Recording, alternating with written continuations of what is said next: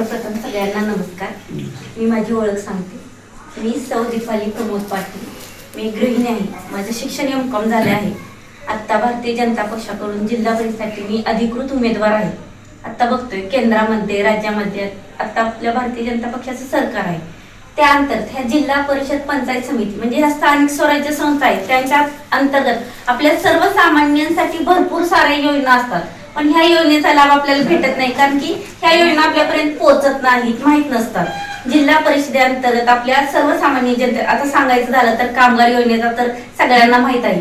ही योजना जवळजवळ 91 पासून आहे, पण ती अंमलात जास्त कार्यक्षमपणे कधी आली की अतुल बाबा आल्यानंतर आपल्यापर्यंत ती योजना पोहोचली. लाडकी बहीण योजना करणे, महिलांसाठी विविध योजना राबवल्या जातात. आता सांगायचं झालं तर आपले बचत गट असतात. बचत गटामार्फत एखादा 10 महिला एकत्र येऊन एखादा उद्योग व्यवसाय चालू करायचा असेल तर त्यासाठी प्रशिक्षण दिलं जातं. त्यासाठी अनुदान म्हणून सबसिडीच्या रूपात आर्थिक मदत 35% दिली जाते आणि त्यासाठी लागणारं त्या व्यवसायासाठी कर्ज असेल ते मोफत असतं.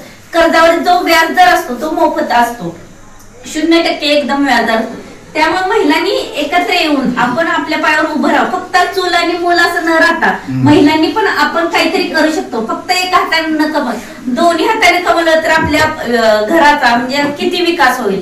तसंच महिलांनी स्वतःच्या पायावर उभं राहून एखादा उद्योग, त्यासाठी तुम्हाला सगळं प्रशिक्षण आर्थिक मदत सरकार देतं, पण महिलांनी पण पुढाकार घेतला पाहिजे. आता आमचं पण चालू आहे की भरपूर ठिकाणी ही समस्या आहे की महिलांना घर बसल्या एखादा उद्योग व्यवसाय चालू करू नये.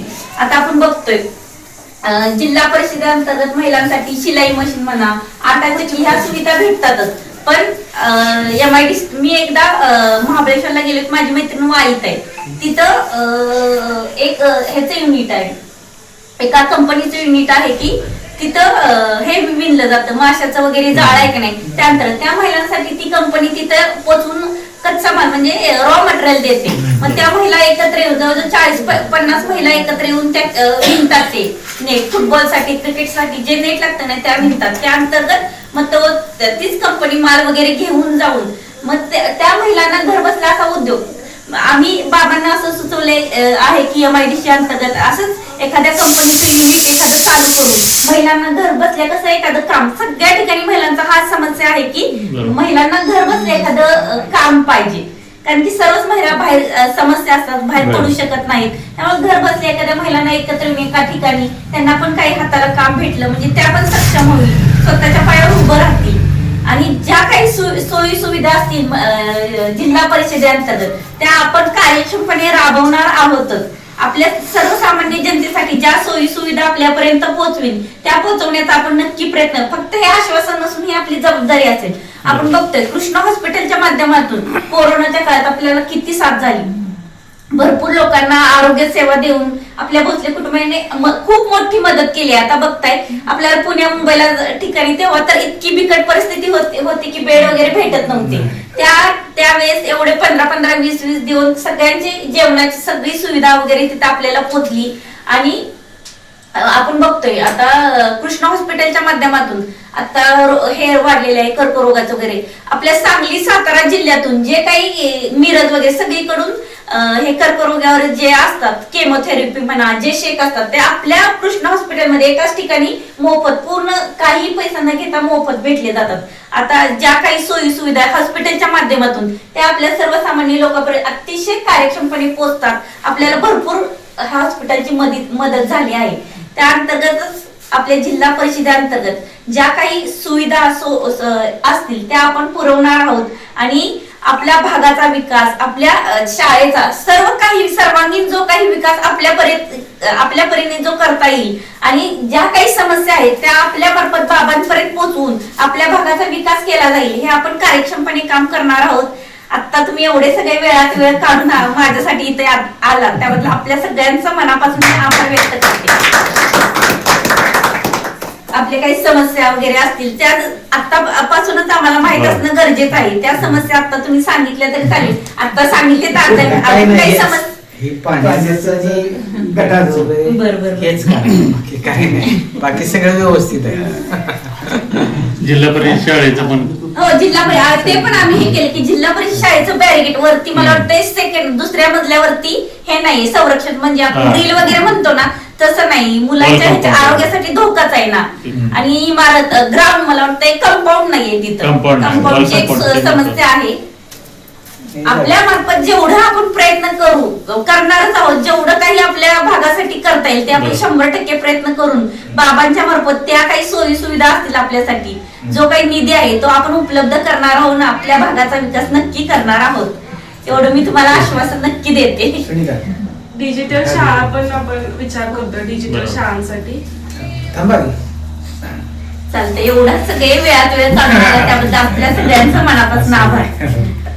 चालतं. काही जिल्हा परिषदेअंतर्गत भरपूर साऱ्या योजना वगैरे असतात, पण ते आपण आपल्या तिथपर्यंत शेतकऱ्यांसाठी असतात. नाही. आता शेतकऱ्यांना सांगायचं कुट्टा मशीन असते, शेती पंप असतो म्हणा, शेती अवजार आहे आणि पशु वगैरे घेण्यासाठी पण भरपूर साऱ्या योजना असतात, आपल्या महिलांसाठी असतात, पण त्या आपल्यापर्यंत पोहोचत नाही. आता कडची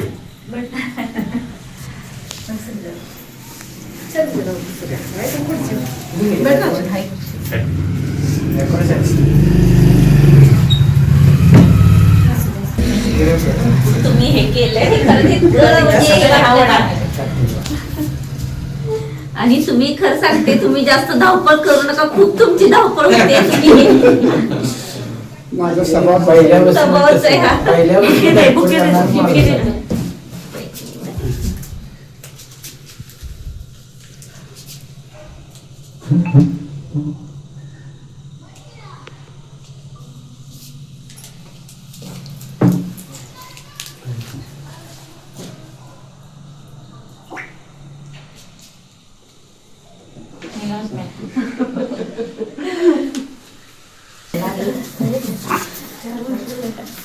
आमच्या घराला जास्त हातात. हो हो हो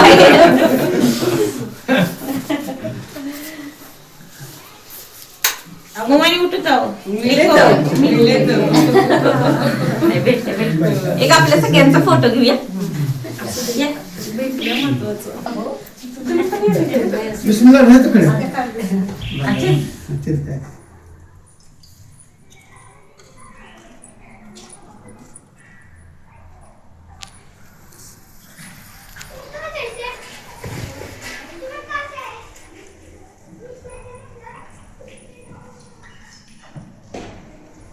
तुम्ही पण या की. तुमचा एक फोटो घेऊया. हा चल, हा हा.